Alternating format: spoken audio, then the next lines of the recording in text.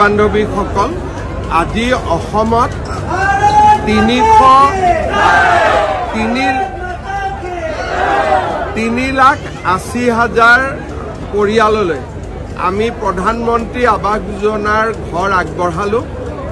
এই 3,80,000 পৰিয়ালে ঘৰ পোৱাৰ লগে লগে আমাৰ হাতত যিমান নতুন লিষ্ট আছিল, ৱেট লিষ্ট আছিল, সকলোখিনি সম্পূৰ্ণ হ'ল।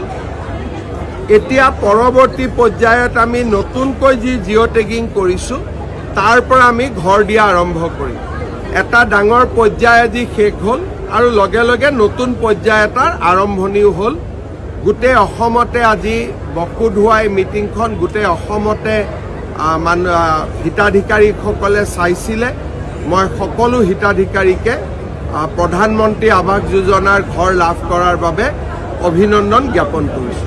স্যাৰ, পোস্টমেনৰ প্ৰগ্ৰামটো বহুত মানুহে বিৰোধিতা কৰিছিল, কিন্তু হাজাৰ হাজাৰ মানুহে চালে।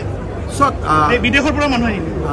অসমত প্ৰথমবাৰৰ বাবে আমেৰিকা, লণ্ডন, ইউৰোপ, ফ্ৰান্স তাৰ পৰা মানুহে আহি গুৱাহাটীত উপস্থিত হৈছে।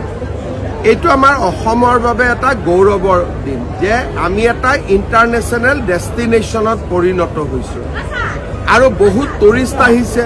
তেওঁলোকতো এদিনতে ঘূৰি নাযায়, অহা 4-5 দিন তেওঁলোক অসমতে থাকিব। সেইকাৰণে মই ভাবোঁ যে এই গোটেইবোৰ কাম আমি যি কৰি আছোঁ সকলোৰে এটা পজিটিভ ৰিজাল্ট আছে, পজিটিভ ইম্পেক্ট হ'ব অসমত।